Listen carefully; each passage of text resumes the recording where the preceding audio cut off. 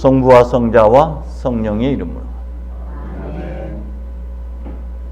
예수의 소문이 점점 더 퍼져나가기 시작하고 마침내 헤로데 왕에게까지 들려옵니다. 헤로데 왕은 요한을 죽인 그 찔림이 내면 안에 있었기 때문에 그를 세례자 요한이 다시 탄생한 것이다, 다시 살아난 것이다 라고 단정을 합니다. 찔림이 있었기 때문에 아마 그랬을 거라고 생각이 됩니다.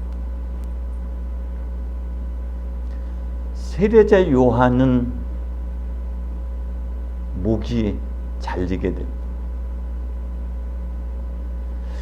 예수님과 세례자 요한은 뗄 수 없는 깊은 관계입니다.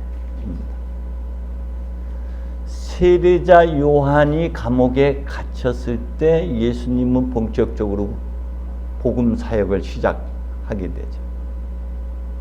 예수님 세례자 요한의 목이 잘렸다라는 것은 이제 머리로, 생각으로, 지식으로 살던 시대가 이제 종말을 구하고 가슴으로, 감동으로, 울림으로 살아가는 복음의 시대가 열렸다는 것을 상징적으로 보여주고 있는 것이죠.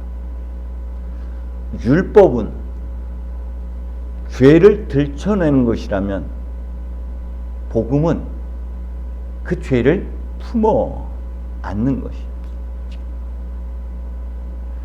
이제 우리 또 율법의 시대를 넘어서서 이제 복음의 시대, 생각으로 사는 것이 아니라 지식으로 사는 것이 아니라 가슴으로, 측은지심으로, 성령의 감동으로 살아가는 삶이 되어야 합니다. 근데 이게 쉽게 안 잘라져요. 생각으로부터 벗어났다고 하고 지식으로부터 벗어났다, 이제 내 목이 잘려졌다 라고 생각했는데 어느 순간 보니까 또다시 이게 붙어 있고 여전히 또 생각으로 살아가고 있고 여전히 지식으로만 신앙생활 할 때가 얼마나 많은지 모르고, 지식이 아니라 지혜여야 되고 십자가의 길을 걷는 그런 삶이어야 되는데,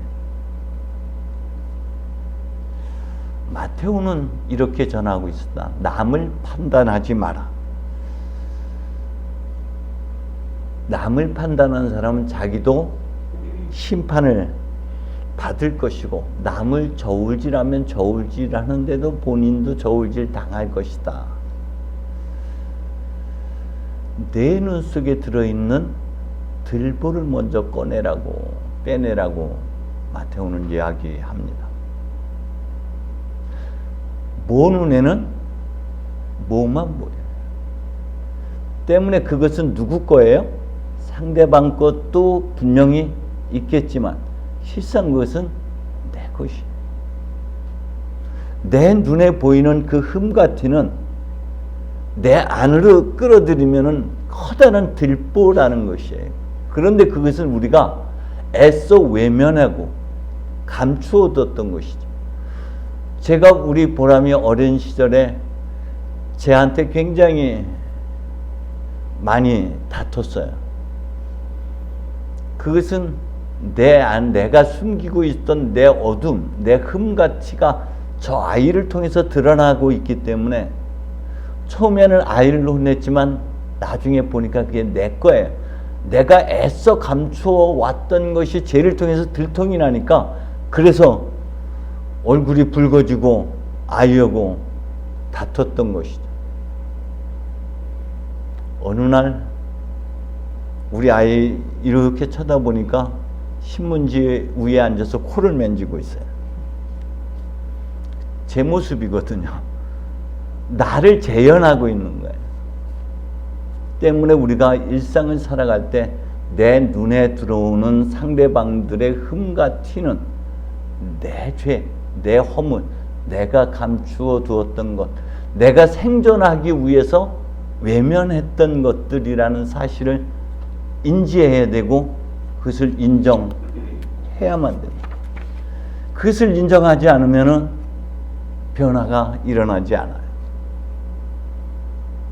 요즘은 그게 많이 사라졌는데, 전에는 우리 아이들이 내가 뭐 어떻게 행동하면은 할아버지 닮았어 라고 얘기해. 나는 죽어도 우리 아버지처럼 안 살겠다, 우리 아버지 안 닮겠다라고 맹세했는데 그게 나한테는 굉장히 크게 다가왔던 것이죠. 우리 아버지의 것이 사실 누구 거예요? 내 거예요. 근데 그것을 인정함으로부터 내 변화는 시작되는데, 인정하지 않는 한 그것은 내 것이 되지 못하고 내 변화에 어떤 영향도 미치지 못하고 평생 그것을 내가 끌어안고 가야 되는 철천지 왼수가 되는 것이죠.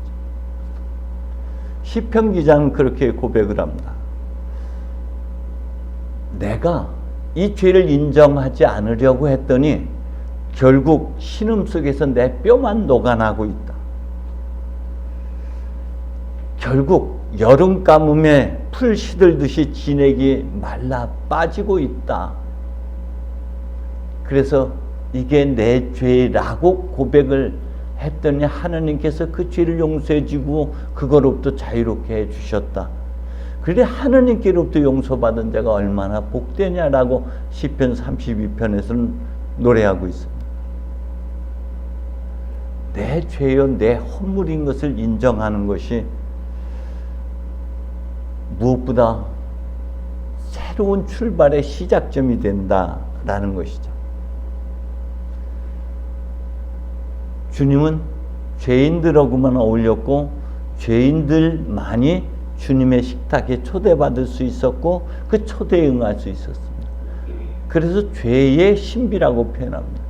우리가 죄인이 되어야 주님의 구원의 대상이 되고 우리가 죄인이 되어야 주님과 한 식탁에서 말씀을 같이 나눌 수가 있는 것이죠. 때문에 우리는 우리의 죄와 허물을 볼 수 있는 은총이 필요합니다. 그것이 내 것이구나 인정하고 받아들이는 것이 무엇보다 소중하죠. 주님 마태복음을 통해서 이렇게 표현하고 있어. 하나님께서는 악한 자에게나 선한 자에게나 옳은 사람에게나 옳지 못한 사람에게나 똑같이 햇빛과 비를 내려주신다. 이것을 우리에게 접목한다면 어떻게 될까요? 그것은 그렇습니다. 내 안에 타인들만을 대상으로 하는 것이 아니라 내 안에 빛도 있고 어둠도 있어요. 내 안에 선도 있고 악도 있고 내 안에 옳음도 있고 옳지 못함도 있고 이것을 품어 안는 것을 이야기하는 것이죠. 성서는 그렇게 표현합니다. 아버지께서 완전하신 것처럼 너희도 완전한 사람이 되라. 이건 완벽하라는 것이 아니라 온전함, 품어 안는 그마저도 나를 나되게 만드는 스승이었다라는 것이죠. 우리의 어둠도 결국 우리가 성장하고 변화하는데 한 몫을 차지하고 있는 것이에요. 그것이 못마땅하다고 해서 버려버리면은 우리는 온전함을 잃게 돼. 그래서 성서에서 잃어버린 한 마리 양, 잃어버린 하나의 은전을 이야기하는 것이에요. 내가 못마땅해서 내가 외면했던 나의 어떤 성향들, 성격들, 나의 어둠들, 나를 자라게 하고 나를 변화시키게 했던 그 어떤 흠과 티마저도 외면하고 버릴 것이 아니라 그것을 받아들여서 성숙의 도구로 활용되게끔 해야 된다는 것이죠. 그래서 그것을 표현해서 온유와 겸손이라고 표현합니다. 완벽이라는 것은 완벽이 아니라 완전은 온유와 겸손, 곧 있는 그대로의 나를 인정하고 받아들이는 것이. 복음은 여기서부터 시작이 되는 거예요. 내가 나를 인정하고 용서할 수 있어야 돼요. 다림줄이 무엇입니까? 하나님의 다림줄. 요즘은 다 레이저로다가 그 수직 수평을 보지만 예전에는 그 돌멩이나 아니면 추르다가 해서 줄을 매가지고 이렇게 딱 보고 이제 수직이 맞나 틀리나 이걸 보는 거였어요. 그걸로 다 하나님께서 그 다림줄로 우리에게 된다면은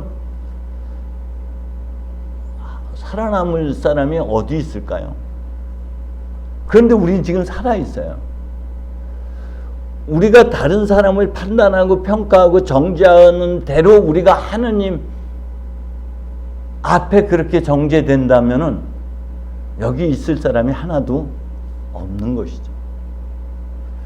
그토록 우리는 하나님으로부터 큰 은혜와 자비, 은총을 받은 사람들입니다. 용서함을 받은 사람들.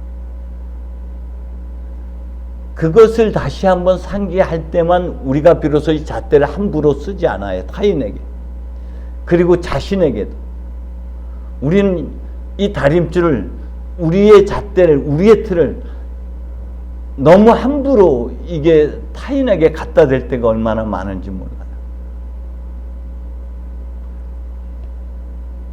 복음은 덮어 품어 안는 거예요. 그러나 율법은 그걸 자꾸 들춰내고 지적하고 단죄하는 것이에요. 세례 요한도 그래서 주님마저도 그렇게 와서 불르다 심판할 것이라고 판단했지만 주님은 요한복음을 통해서 우리에게 전하기를 결코 심판이 아니라 구원하러 오셨다라고 표현하고 있습니다. 율법의 완성이 뭐예요? 사도 바울은 사랑이라고 표현합니다. 사랑은 품어 안는 것이에요.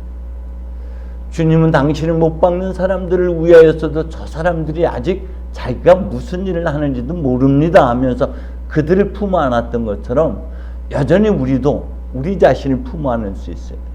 그 품어 안는 것 안에는 우리의 어둠만 있는 게 아니라 우리 안에 하나님의 보화가 있고 하나님의 빛이 있고 하나님의 신성, 하나님의 은총도 같이 자리 잡고 있어요.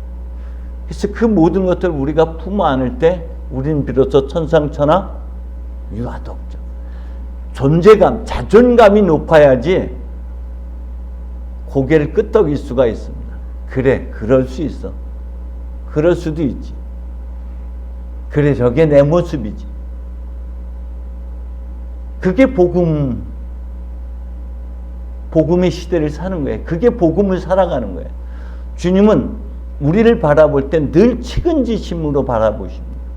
우리도 우리 자신을 그리고 우리 주변에 있는 사람들을 측은지심으로 바라볼 수 있어야 돼요. 그러기 위해서는 우리가 우리 스스로의 삶을 끊임없이 성찰할 수 있어야 됩니다. 주님은 우리에게 이렇게 표현해 주십니다. 너희는 참 괜찮은 가지야. 너희는 내 말씀, 내 교훈으로 잘 가꾸어진 가지들이다. 이미 너희 안에 변화는 시작되었다. 이미 너희 안에서, 너희 삶 안에서 열매가 맺히기 시작하였다라고 긍정해 주십니다. 그것은 주님의 말씀을 간직할 때만 가능하다라고 표현하고 있습니다. 또 한편으로는 주님은 요한복음 통해서 우리에게 내 사랑 안에 머물러 있어라 라고 표현합니다. 때문에 우리가 끊임없이 성찰해야 되는 것은 내 삶의 여정이에요. 그래, 참 하나님께서 이렇게 나를 살려주셨고, 며칠 전에 맥을 짚으러 다시 갔더니 주님이 그분이 하시는 말씀에 참 고비를 넘겼다.